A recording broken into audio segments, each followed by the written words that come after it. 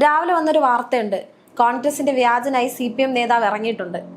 കഴിഞ്ഞ ദിവസം തൃശ്ശൂരിൽ CPM നേതാവ് KC വേണുഗോപാലിന് അനുകൂലമായിട്ടൊരു ഫ്ലെക്സ് വെക്കുന്ന ദൃശ്യം ക്യാമറയിൽ പതിഞ്ഞിട്ടുണ്ട്. അതിപ്പോ ട്രോളുകൾ കൊണ്ട് നിറയുകയാണ്. തൂക്കി ചുവന്ന കരങ്ങളോടെ എന്നുള്ള ഒരു വാക്ക് ഈ ഒരു അവസരത്തിൽ കറക്റ്റായിട്ട് ഉപയോഗിക്കാം.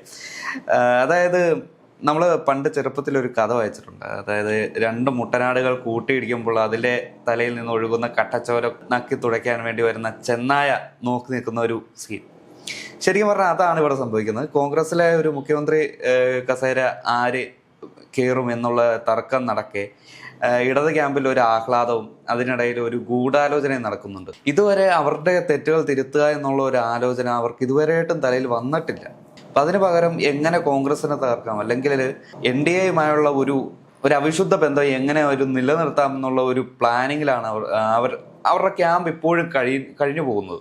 അതിൻ്റെ തെളിവായിട്ടാണ് ഇപ്പോൾ ഈ വാടാനപ്പള്ളിയിൽ സംഭവിച്ചിരിക്കുന്നത്. ഇത് ആദ്യമായിട്ടുള്ള ഒരു സംഭവമല്ലോ ഇതാ. അതായത് പേരാമ്പ്രയിൽ സംഭവിച്ച കണ്ടില്ലേ, ഈ ഇലക്ഷന്റെ സമയത്ത് TP രാമകൃഷ്ണന്റെ ഇലക്ഷൻ പ്രചരണ വാഹനത്തിലാണ് ഇതുപോലെ ഒരു അനൗൺസ്മെന്റ് വിവാദം നടന്നത്. അതായത് ഫാത്തിമ തഹ്ലിയെ, അതായത് UDF സ്ഥാനാർത്ഥിയായ ഫാത്തിമ തഹ്ലിക്കെതിരെ നമ്മുടെ കൗമിലെ കുട്ടിക്ക് വോട്ട് നൽകുന്നു എന്നുള്ള പ്രചാരണം ആ ഒരു അനൗൺസ്മെന്റ് വാഹനത്തിലാണ് പോയത്. എന്നിട്ട് അത് ഞങ്ങളല്ല ചെയ്തത്, ഞങ്ങൾ അതിന്റെ ഉത്തരവാദികളല്ല എന്ന് TP രാമകൃഷ്ണനും അതുപോലുള്ള CPM നേതൃത്വം എല്ലാം പുറത്തു വന്നു. പക്ഷേ എന്താണ് യാഥാർത്ഥ്യമെന്ന് ഇവർക്കും അറിയാം, നമുക്കും അറിയാം. പക്ഷേ അവർ ചെയ്ത തെറ്റ് സമ്മതിക്കാൻ അവർക്ക് താല്പര്യമില്ല. ഒരു 2 വർഷം പിന്നിലേക്ക് പോവുകയാണെങ്കിൽ 2024 വടകര ലോക്സഭാ ഇലക്ഷനിൽ ഷാഫിയുടെ ഒരു വിവാദം ഉണ്ടായിരുന്നു. ഷാഫിക്കെതിരെ ഒരു വിവാദം ഉണ്ടായി. കാഫിൽ സ്ക്രീൻഷോട്ട് ഒരു MSF നേതാവിൻ്റെ എന്ന് തോന്നിക്കുന്ന രീതിയിലുള്ള ഒരു ഫേക്ക് അക്കൗണ്ടിലൂടെയാണ് ഈ ഒരു സ്ക്രീൻഷോട്ട് പടരുന്നത്. അവസാനം ഇതിൻ്റെ ഉറവിടം തേടി ചെന്നപ്പോൾ എവിടെയാ? ഒരു DYFI നേതാവിൻ്റെ അടുത്ത്. ഇതിന് ഒരുപാട് ചരിത്രങ്ങളുണ്ടല്ലോ. ഇവർ തന്നെ ചെയ്ത് ഇവർ തന്നെ ഈ തമ്മിലടിപ്പിക്കുന്നത്, അല്ലെങ്കിൽ ഇവർ തന്നെ പ്രശ്നങ്ങൾ ഉണ്ടാക്കുന്നതിന് ഒരുപാട് ചരിത്രങ്ങളുണ്ട്. കേരളത്തിൽ അങ്ങോളം ഇങ്ങോളം പ്രത്യക്ഷപ്പെട്ട ഫ്ലെക്സ് ബോർഡുകളുണ്ടല്ലോ. ഇതിലെ എല്ലാം കോൺഗ്രസ്സുകാരാണ് വെച്ചത് എന്ന് ഇപ്പൊ എന്താ ഉറപ്പ്? ഇപ്പോ കഴിഞ്ഞ ദിവസം പറഞ്ഞിരുന്നു ഉമ്മൻചാണ്ടിയുടെ ഫ്ലെക്സ് കോൺഗ്രസ്സുകാരും കീറില്ലെന്ന്. ഉമ്മൻചാണ്ടിയെ അത്രയേറെ അധിക്ഷേപിച്ച ഒരു വർഗം അല്ലെങ്കിൽ ഒരു പാർട്ടി എന്നുള്ളെങ്കിൽ അത് CPM മാത്രമാണ്. പിന്നെ ഒരളവ് വരെ BJPയും. ഇത്രയേറെ വൈരാഗ്യ ബുദ്ധിയോടെ ഉമ്മൻചാണ്ടിയുടെ ഫ്ലെക്സിന് വരെ ഡാമേജ് ഉണ്ടാക്കുന്ന രീതിയിലുള്ള ഒരു വൈകൃതമുള്ളവരായി ഇപ്പോൾ കേരളത്തിലെ CPM പ്രവർത്തകർ. അതുകൊണ്ടാണ് കേരളത്തിലെ കനൽ ഒരു തരി എന്നത് ഒരു ചാരം പോലെ അവശേഷിക്കാറായത്.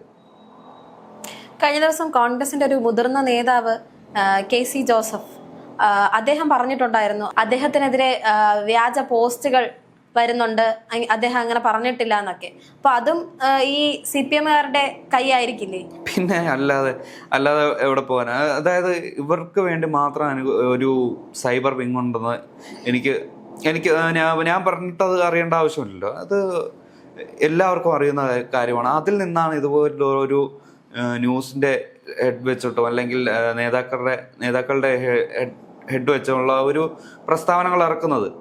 അത് അവരുടെ സംഘടന തന്നെ അറിയണമെന്നില്ല. അതായത് ഇപ്പോൾ ഞാൻ നേരത്തെ പറഞ്ഞില്ല, ഈ മനോവികൃതമുള്ള CPM അനുകൂലികൾ അവർ തന്നെയാണ് ഈ ചെയ്തു കൂട്ടുന്നത്. അവർ ചെയ്തു കൂട്ടുന്നതിന് നല്ലവരായ CPM പ്രവർത്തകർ ചീത്ത കേൾക്കുന്നു, അല്ലെങ്കിൽ അതിന്റെ പേരിൽ പഴി കേൾക്കുന്നു. അതാണ് ശരിക്കും യാഥാർത്ഥ്യം.